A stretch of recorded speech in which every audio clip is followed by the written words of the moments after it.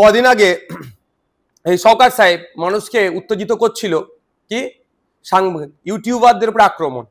আমি বলেছিলাম যে ও আক্রমণ নিজে করছে না কেন, ইউটিউবারদের লোককে উত্তেজিত করছে কেন, যে করবে সে ফাঁসবে। এবং এটাও বলেছিলাম কোনো ইউটিউবার আক্রান্ত হলে শওকত সাহেবকে আমরা আইনের মাধ্যমে বুঝিয়ে দেবো।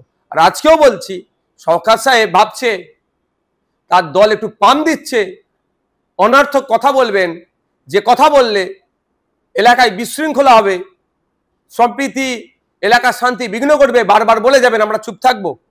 আমি আবারও বলছি, শওকত সাহেব যেটা বলছেন নিজে করে একটু দেখান, তাহলে যার মনে সৎ সাহস আছে। দ্বিতীয় কথা, এই কথার সাথে তৃণমূল কংগ্রেসের কি সহমত?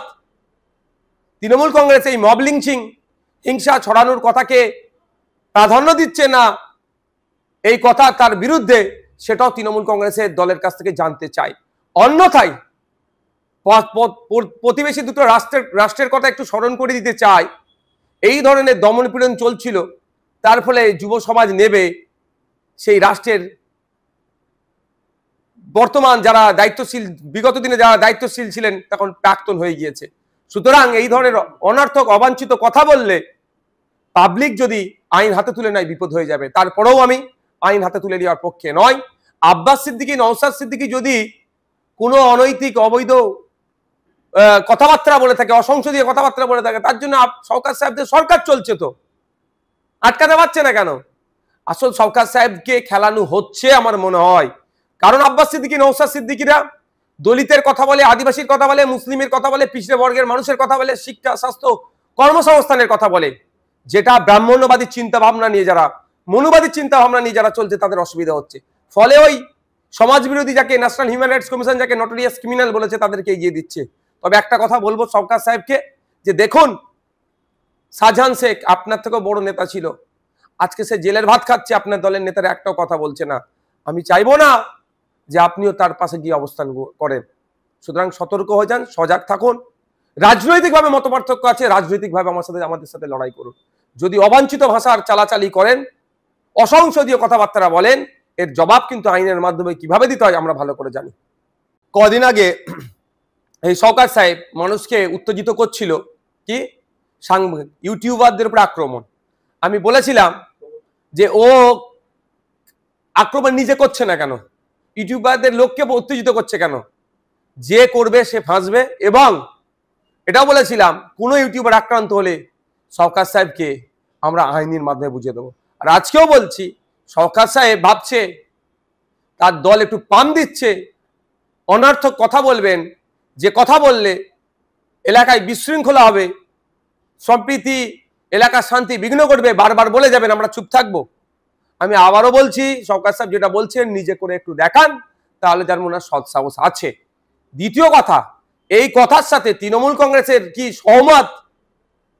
তৃণমূল কংগ্রেস এই মব লিঞ্চিং, হিংসা ছড়ানোর কথাকে প্রাধান্য দিচ্ছে না, এই কথা তার বিরুদ্ধে, সেটাও তৃণমূল কংগ্রেসের দলের কাছ থেকে জানতে চাই। অন্যথায়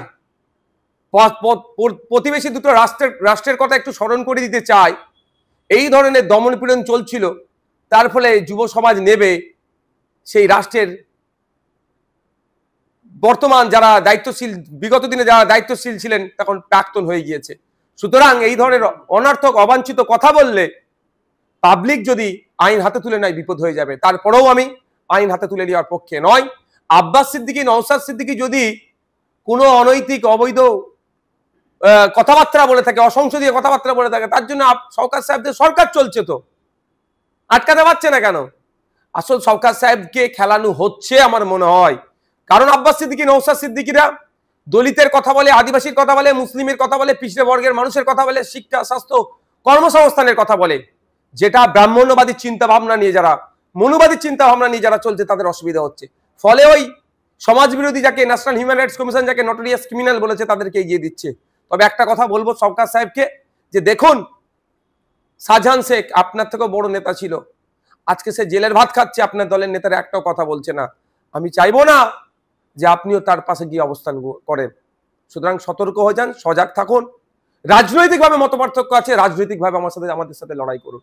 যদি অবাঞ্ছিত ভাষার চালাচালি করেন, অসংসদীয় কথাবার্তা বলেন, এর জবাব কিন্তু আইনের মাধ্যমে কিভাবে দিতে হয় আমরা ভালো করে জানি। আমাদের ভিডিও ভালো লাগলে লাইক এবং শেয়ার করুন। কমেন্ট সেকশনে গিয়ে জানান আপনাদের মতামত। আরও ভিডিও পেতে আমাদের চ্যানেল সাবস্ক্রাইব করুন এবং প্রতি মুহূর্তে খবরের আপডেট পেতে প্রেস করুন বেল আইকন।